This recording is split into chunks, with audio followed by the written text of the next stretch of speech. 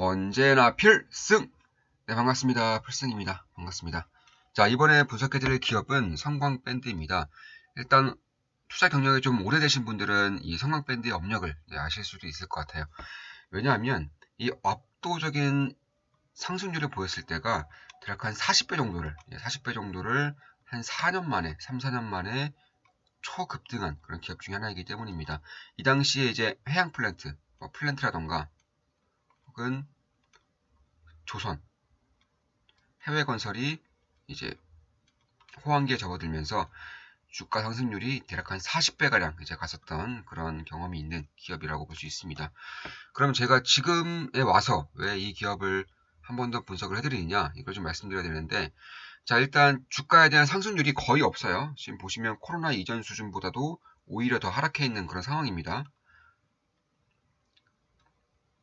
그런 과정에서 만약에 플랜트라던가 혹은 해외 건설이라던가 아니면 국내 건설도 포함입니다. 국내 건설이라던가 특히나 이 조선에서의 사이클 업황이 다시금 좋아진다면 이 핵심 미자재 역할을 하고 있는 그런 성막밴드에 대한 그런 가치 밸류에이션에 대한 상승도 저는 있을 수 있을 것이다라고 생각을 하고 있습니다. 물론 제 모든 영상은 매도, 추천 리딩은 절대 아닌 거 다들 알고 계시죠? 참고하시면 되겠습니다. 자, 일단 글로벌 탑티어 업체들, 뭐 엑스모빌부터 시작해서 뭐 쉐보론이라던가 혹은 해외 건설 기업들 혹은 원전 기업들도 포함입니다. 이 원자력에서도 피팅이 반드시 들어가기 때문에 이쪽에 대한 레퍼런스가 있기 때문에 신뢰도가 굉장히 높아요. 참고로 이 성곽밴드라던가 뭐 태광도 마찬가지예요. 성곽밴드, 태광, 그리고 유럽 업체들, 특히나 이탈리아 기업들이 이 시장을 거의 장악하고 있다고 봐도 무방할 정도입니다. 물론 점유율을 보자면 이 중국의 기업들에 대한 점유율이 꽤나 높은 것은 맞아요. 오히려 한국보다 더 높은 상황인데 그 이유가 중국은 자국적으로만 해결하더라도 어마무시한 수익이라든가 어마무시한 매출액이 나타나기 때문인 것이고, 사실상 중국 제품들의 수출은 불가능하다 이렇게 보시면 될 것 같아요. 일단 관련 업계에서 일하시는 분들의 그런 얘기를 좀 들어보더라도 이쪽에 대한 신뢰도가 전혀 없다고 해요. 예, 중국의 피팅 업체들은 수출을 할 수 없을 정도의 기술력을 가지고 있기 때문에 결국에는 뭐 이탈리아 기업들 그리고 성광밴드, 태광이 이 전 세계 시장을 장악하고 있다 이렇게 보셔도 무방할 것 같습니다. 중국 시장을 제외하고는요. 자, 그렇다면 기술적인 회사도 당연히 있는 것이고 시장 지배력도 당연히 있는 겁니다. 무엇보다 이 그러니까 원재료 가격이 점차 증가하고 폭등을 하면서 이 제품 가격에 원재료 가격의 상승을 전가시키지 못하는 기업들은 적자 전환이 꽤나 발생하고 있습니다. 앞으로 이런 상황은 더욱더 심화될 수 있을 것이라고 저는 보고 있는데, 다행히도 성광밴드라던가 태광도 마찬가지예요. 원자재 가격 상승에 대한 제품 비용에 대한 전가가 가능하다고 합니다. 이미 이렇게 행하고 있고 앞으로도 별 어려움 없이 행할 수 있을 것이라고 예측이 되고 있는 만큼 사실상 이쪽에 대한 기술적인 해자라던가 혹은 독과점된 그런 시장이기 때문에 가능할 수밖에 없지 않나 개인적으로는 그렇게 보고 있습니다. 결국에는 우리가 주목해야 될 점이, 그렇다면 성광밴드를 좌지우지하고 있는 이런 산업들, 뭐 조선 사이클이라던가 혹은 LNG 사이클, 화학, 플랜트 사이클이라던가 해외 건설 사이클에 대한 그런 턴어라운드가 언제 정도에 진행될 줄을 알면은 결국에는 이 성광밴드라던가 태광의 좋은 기회를 좀 맞이할 수도 있겠다. 개인적으로는 그렇게 보고 있습니다.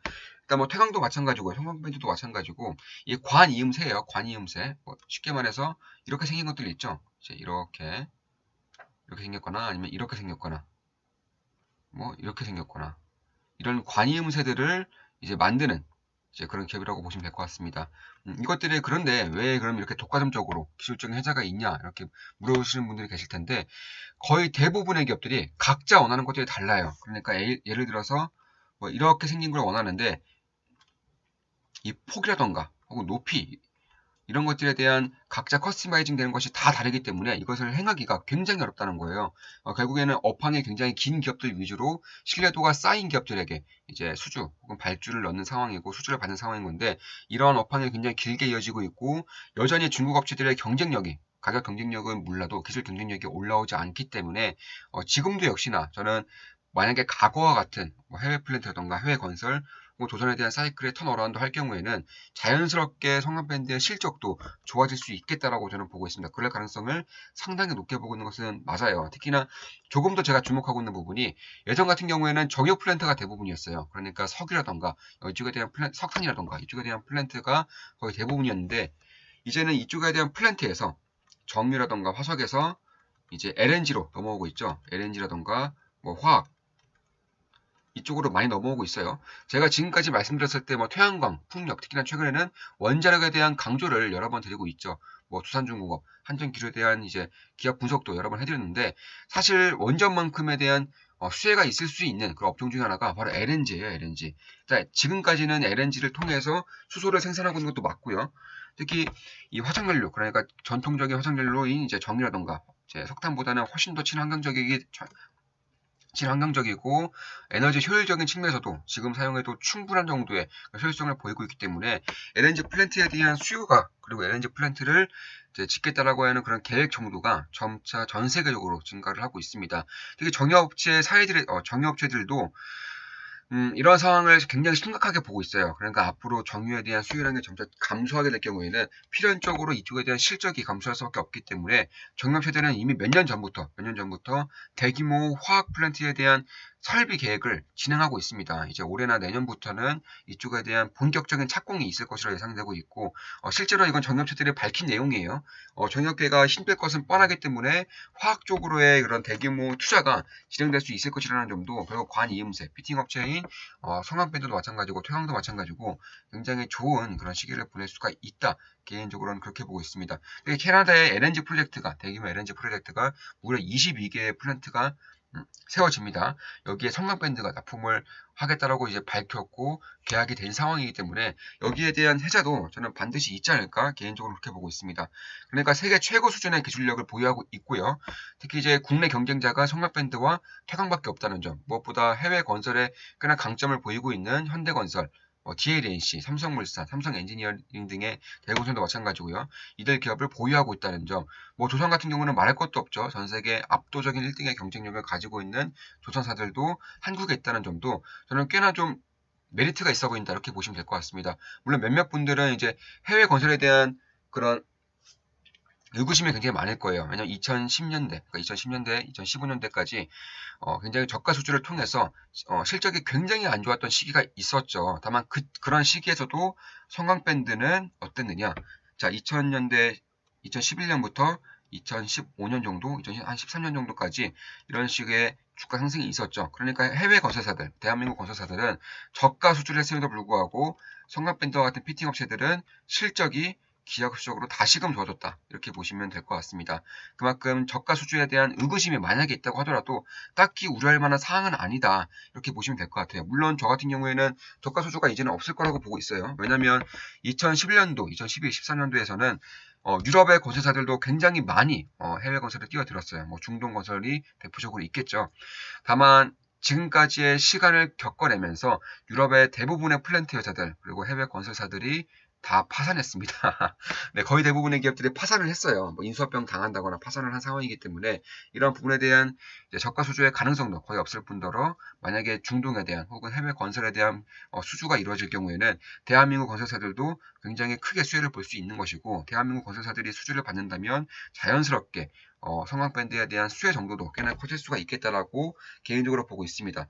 따라서 해외 건설사들에 대한 수주가 작년부터는 점차 증가하고 있어요. 2019년보다 오히려 작년에 더 많은 수주를 따냈습니다. 올해의 경우에는 이미 작년 수준을 가리키고 있기 때문에 상당히 좋아지고 있는 것은 맞고요. 특히 이제 해외 건설의 프로젝트가 수주가 되었을 때 그 이후에 대략 한 1년 정도 이후에 그러니까 프로젝트 수주 이후 1년 후에 이쪽에 대한 피팅 업체들에 대한 실적을 찍히는 시기가 오기 때문에 그리고 작년부터 턴어라운드 했다는 점에서는 올해부터는 증가하고 있는 해외 건설에 대한 실적이 올해 하반기부터는 좀 나올 수가 있겠다. 개인적으로는 그렇게 보고 있습니다. 따라서 그리고 조선업에 대한 사이클은 점차 돌아서고 있는 것이 분명히 보이고 있어요. 저는 현대미포조선에 대한 영상도 여러 번 찍어드렸죠.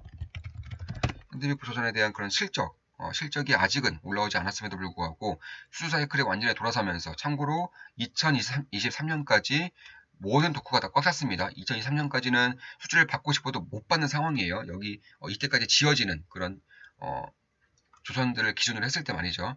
결국에는 이 조선에 대한 턴어라운드가 분명하게 이루어지고 있고요. 여기에 대한 수혜 정도를 이제 성광밴드도 받을 가능성이 상당히 높아지고 있다. 이렇게 보시면 될 것 같아요. 그러면 제가 왜 태광과 성악밴드 중에서 성악밴드를 조금 더 좋게 보냐면, 물론 거의 대부분의 기업들은 비슷해요. 성악밴드도 마찬가지고 태광도 마찬가지고 압도적인 1등 기업이 아니기 때문에 둘의 매력도는 거의 비슷합니다. 다만 제가 조금 더 보고 있는 것은 성악밴드의 대주주가 굉장히 주주 친화적이에요. 일단 배당을 이제 일반 주주, 소액 주주들에게는 배당을 주지만 대주주에 떨어지는 배당은 없어요. 그러니까 차등 배당을 진행을 하고 있습니다. 두 번째로 휴적 주식 수가 없습니다. 뭐 시비 발행이라던가 전환사채 이런 것들을 발행하지 않았기 때문에 역시나 주주 입장에서는 굉장히 고무적인 그런 상황이라고 보실 수가 있는 것이고, 특히나 최근 이제 한 5년에서 이제 10년 정도 되어 가고 있는 그런 불황 속에서도 성악밴들은 인력을 자르지 않았어요. 네, 성악밴드 인력을 자르지 않았습니다. 그런 상황이라면 인건비가 많이 든다는 점에서는 꽤나 부담이 될 수는 있겠지만, 만약에 시장에 턴어라운드 한다면, 그러니까 업종 자체가 턴어라운드 하게 될 경우에는 인건에 대한 그러니까 숙련도가 높은 인력들이 많다는 것이고요. 그리고 인력들의 애사심도 역시 높다는 것이고, 무엇보다 인력 자체의 수 자체가 많기 때문에 여기에 대한 턴어라운드를 그대로 과실을 그대로 따먹을 수 있는 그런 상황이 마련이 되고 있다. 이렇게 보시면 될 것 같고, 마지막으로는 이 점유율이라고 하죠. 점유율 자체가 성악밴드가 더 높아요. 그러니까 굳이 따지자면 성악밴드가 1등이고요. 태광이 2등입니다. 이런 점에서도 저는 이런 부분을 봤을 때에도 성악밴드가 조금 더 수혜 정도를 입을 수 있지 않을까, 개인적으로 그렇게 보고 있습니다.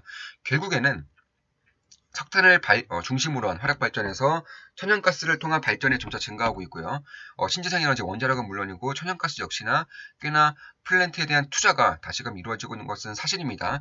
최근에 뉴스를 보더라도 현대중공업 쪽에서 해양 플랜트를 수주를 받았다, 이런 것을 보더라도 충분히 알 수 있는 내용이고, 두 번째로는 이제 제가 특히나 보고 있는 것 중에 하나가 이제 6월 10일부터 6월 17일까지 IMO 2023년에 대한 규제를 할 수 있는 EEX에 대한 규제가 이제 어떤 식으로 진행될지를 나올 텐데, 저는 꽤나 급진적으로 나올 것이라고 보고 있어요. 시장의 예상도는 2030년까지 30%, 2050년까지 70% 정도의 그런 탄소 배출을 줄여야 된다라고 나올 거라고 예상하고 있지만, 저는 더 강력하게 나올 것이라고 보고 있습니다. 기존에 IE에서 밝혔듯이 이제 그런 조선사 그러니까 조선사 선박에 대한 규제도 똑같이 적용될 것이라고 보고 있어요. 그러니까 2030년까지 50% 정도의 탄소 배출이 감소를 시켜야 되는 것이고요. 2050년도까지 100%의 탄소 배출을 감소시켜야 된다는 그런 규제안이 나올 것 같습니다. 이런 규제안이 나오면 2023년부터 당장 2년 후부터 여기에 따라야 되는 그런 것들이 점진적으로 발생을 하기 때문에, 당연히 선주들은 특히나 지금 굴러다니고 있는 50% 이상의 배들이 굉장히 노후 선사라는 점, 그중에 40%는 이 발효가 만약에 법이 발효가 될 경우에는 당장 폐선을 하고 새로운 발주를 넣을 수밖에 없다는 점을 봤을 때에도 저는 꽤나 급진적인 정책이 나온다면 당연히 선사들 입장에서는 빠르게 최대한 많이 배를 빠르게 발주를 넣을 수밖에 없다, 이렇게 보시면 될 것 같아요. 유일한 리스크라고 한다면 지금의 해상 운임이 더욱더 폭발할 수가 있겠죠. 왜냐하면 규제가 발생하면서 끌 수 있는 그런 배의 숫자가 줄어드는 것이고, 속력을 더 낼 수가 없어요. 속력을 내면서 탄소 배출도 많아지기 때문에 저속으로 이제 다닐 수밖에 없습니다. 그러니까 노후 선사 기준이에요. 노후 선박 기준입니다. 이런 상황에서는 당연히 운임이 더 증가할 수 있다는 점에서는 꽤나 좀 우려가 될 수는 있겠지만, 일단 2년 뒤부터 이쪽에 대한 규제가 발생하기 때문에 지금 당장 해상 운임을 끌어올릴 요인이 안 된다는 점에서는 저는 그냥 급진적으로 지금의 그런 전 세계적인 그런 에너지 전환기를 맞이하여서 더 급진적으로 발생할 수 있지 않을까, 개인적으로는 그렇게 보고 있습니다. 따라서 LNG 플랜트가 증가할 가능성이 높고요. 중동에 대한 투자 수요가 사실은 올라오고 있습니다. 원자력도 마찬가지지만 플랜트에 대한 투자 수요가 올라오고 있고, 특히 중동의 석유 기업들도 이제는 채굴뿐만 아니라 정제를 하기 위한 투자를 진행하고 있어요. 이미 아람코 같은 경우에도 정제 마진을 이제 더 많은 수익을 얻기 위해서 정제 마진에 필요한 플랜트들을 짓겠다라고 밝혔고, 여기에 들어가는 것도 당연히 피팅 업체들의 수요가 있을 수밖에 없다는 점, LNG 플랜트가 증가하면서도 석유가, 그러니까 유가가 전혀 하락하지 않고 있다는 점을 봤을 때에는 결국 LNG 플랜트에 대한 그런 매력도가 점차 상승하고 있는 것은 맞아요. 그러니까 조선에 대한 사이클의 턴어라운드는 너무나도 당연한 것이고, LNG 플랜트에 대한 업황도 괜찮은 수준이고, 무엇보다 중동에 대한 그런 투자도가 혹은 해외 건설에 대한 그런 투자성이 점차 올라가고 있다. 이렇게 보시면 될 것 같습니다.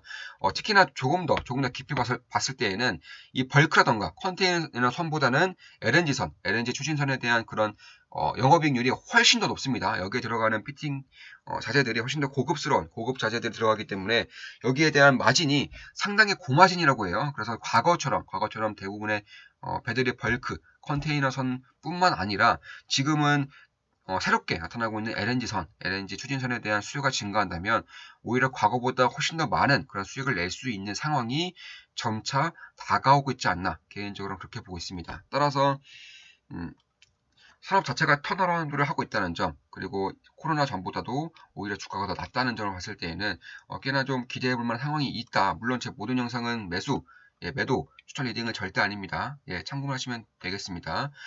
따라서 이 국내 대형 건설사들의 이제 해외 수주 같은 경우에는 그러면 성광밴드에 대한 그런 자재들 혹은 태광에 대한 자재들을 쓰지 않을 수도 있지 않나 이렇게 의구심을 갖는 분들이 계실 것 같아요. 그런데 국내 건설사들의 수주를 하면은 거의 대부분을 파트너십을 맺어서 나아간다고 합니다. 그런 점에서도 꽤나 좀 기대해 볼 만하다. 그러니까 정말로 산업의 턴어라운드 할 경우에, 그 산업이 성장할 경우에는 거의 확실하게, 거의 높은 확률로 이러한 태광이라던가 성광밴드 같은 국내 피팅 업체가 상당히 좀 수혜도를 입을 수가 있다. 이렇게 보시면 될 것 같습니다.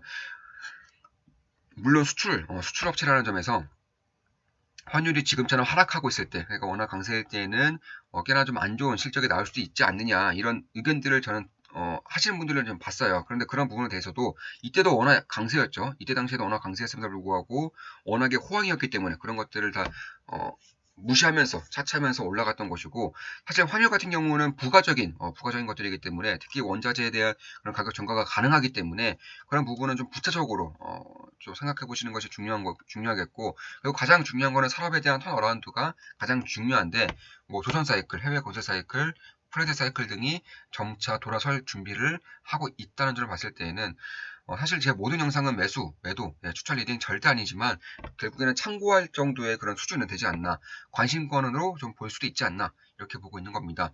해당 산업에 속한 이런 사이클이 성장할 때, 그리고 그 사이클에 대한 성장이 굉장히 빅사이클, 슈퍼사이클로 들어섰을 때 이때 이제 성장밴드가 40배 정도의 주가 상승이 있었던 것인데 이번에도 물론 40배, 뭐 50배 이렇게 상승하는 것은 생각지도 않아요. 다만 지금 가격대 대비해서는 좀 길게 봤을 때는 매력적일 수는 있겠다. 개인적으로는 그렇게 보고 있고 이런 식으로 좀 분석을 하고 있는 것은 맞습니다.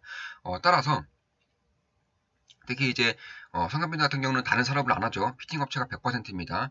태광 같은 경우, 다른 기업들 같은 경우는 대부분 부동산 산업을 영위하고 있지만 성간밴드는 부동산 임대 사업도 안 하고요. 여기에 대한 단일 사업이기 때문에 훨씬 더 크게 레버리지를 일으킬 수 있다는 점, 실적 레버리지가 발생할 수 있다는 점도 어느 정도는 주목할 부분이 있다 이렇게 보고 있습니다.